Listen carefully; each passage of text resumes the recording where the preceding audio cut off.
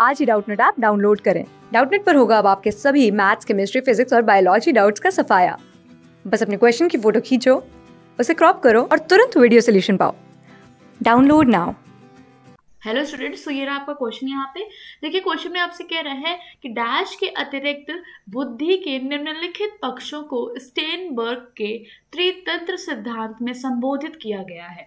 मतलब कोई इसमें से एक छोड़कर, क्योंकि यहाँ पे देखिए पढ़ लीजिएगा, अतिरिक्त लिखा है, ठीक है। कोई एक ऑप्शन यहाँ चारों में से छोड़कर वो क्या है, वो जो बुद्धि है वो जो आपको होगा वो स्टेनबर्ग के त्रितंत्र सिद्धांत में संबोधित किया नहीं गया होगा ना, तभी तो उसे यहाँ पे छोड़ा जा रहा है। समझते हैं, ठीक है। तो देखिए, सबसे पहले हम यहाँ पे समझ लेते हैं कि जो स्टेनबर्ग हैं आपके, ठीक है, यहाँ पे जो स्टेनबर्ग के बारे में समझ लेते हैं पहले कि स्टेनबर्ग ने क्या किया था। इन्होंने बुद्धि का त्रितंत्र सिद्धांत दिया था, ठीक है, त्रितंत्र सिद्धांत दिया।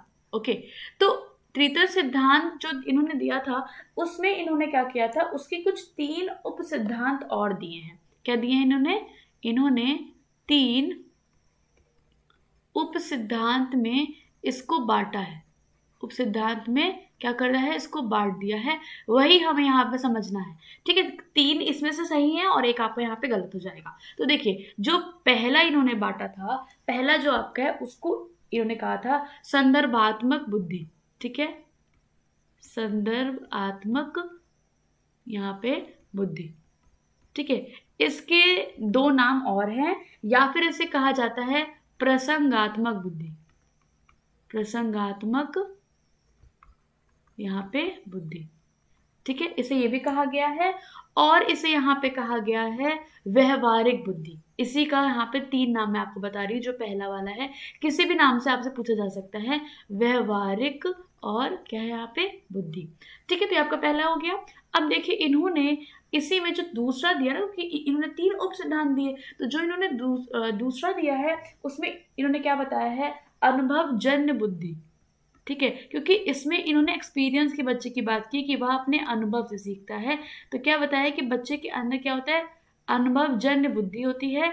या फिर इसी का इन्होंने दूसरा नाम क्या बताया है, सृजनात्मक बुद्धि, ठीक है। मतलब बच्चा जो होता है वो क्या करता है, क्रिएटिव होता है, सृजन करके सीखता है, ठीक है। तो उसके पास क्या होगी, उसके पास सृजनात्मक बुद्धि होगी, ठीक है। साथ साथ जो इन्होंने लास्ट जो तीसरा बताया है वो कौन सा है आपका, वो है आपका उपघटकीय बुद्धि। यहाँ पे समझ लेते हैं क्या है उपघटकीय बुद्धि, ठीक है। या फिर इसी का नाम क्या है आपका, अव्यवबोध बुद्धि, ठीक है, अव्यवबोध क्या जाएगा, बुद्धि, ठीक है। तो अब हमें यहाँ पे देखना क्या था कि कौन सा शामिल नहीं किया गया है। तो अब देखिए, पहला क्या, अव्यवबोध। अभी मैंने आपको जस्ट बताया कि ये इन्होंने अपने तीसरे पार्ट में रखा है। सामाजिक इन्होंने कहीं नहीं जिक्र किया, आप देख सकते हैं। अनुभवात्मक अभी हमने यहाँ बात करी ना, देखिए दूसरे में कि बच्चा अपने एक्सपीरियंस से सीखता है, तो ये इन्होंने दूसरे वाले में रखा है। और पहला क्या है आपका, संदर्भात्मक, तो ये भी इन्होंने रखा है। तो आपने क्या देखा कि यहाँ पे जो इन्होंने इंपॉर्टेंस नहीं दिया है, जिसके बारे में उन्होंने बात नहीं की है, वो है आपका सामाजिक बुद्धि, ठीक है। सामाजिक बुद्धि के बाद जो की है वो आपके वाइगोस्की की यहाँ पे करते हैं, इन्होंने नहीं की है, ठीक है, स्टेनबर्ग ने। तो आपको यहाँ पे करेक्ट आंसर दूसरा हो जाएगा। Okay, so thank you guys, thanks for watching.